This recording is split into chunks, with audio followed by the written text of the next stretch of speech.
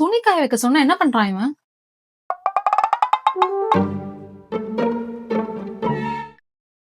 மோ என்ன பண்ணிட்டு இருக்க?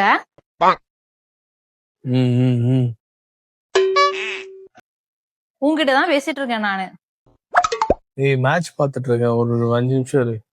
அட பைத்தியமே, யாராச்சும் ரெண்டுத்துல உட்காந்து பாப்பாங்களா? ஒண்ணு டிவில பாரு, இல்லனா போன்ல பாரு. சரி போதும் வா, துணி காய வை, வா வந்து ஹெல்ப் பண்ணு.